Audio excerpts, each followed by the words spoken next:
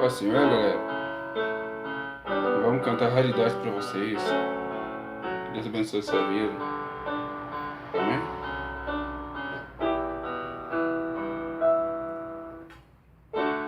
Não consigo ir além do seu olhar. Tudo que eu consigo é imaginar a riqueza que existe dentro de você.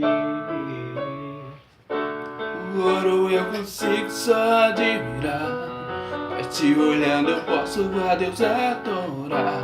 Sua alma é o bem que nunca envelhecerá. Você não esconder a marca de Jesus que existe em você. O que você fez ou deixou de fazer não mudou o início, Deus escolheu você. Sua raridade não está naquilo que você possui ou que sabe fazer. Isso é mistério de Deus com você.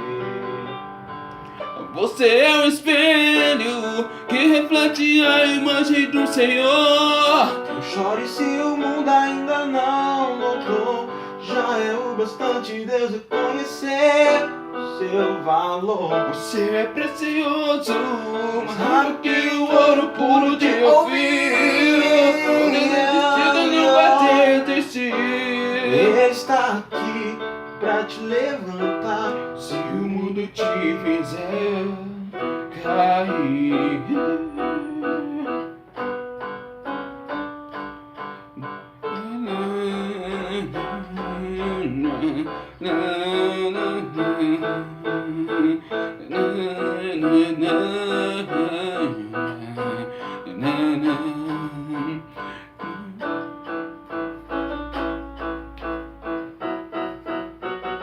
Você é o espelho que reflete a imagem do Senhor.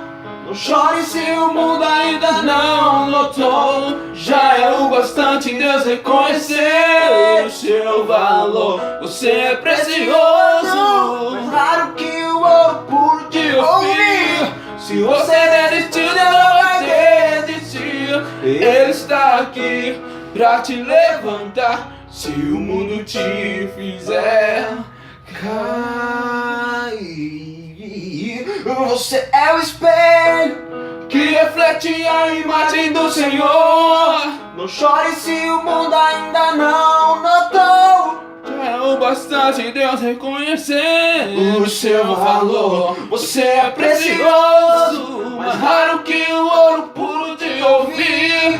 Se você desistir, Deus não vai desistir. Ele está aqui pra te levantar. Se o mundo te fizer cair.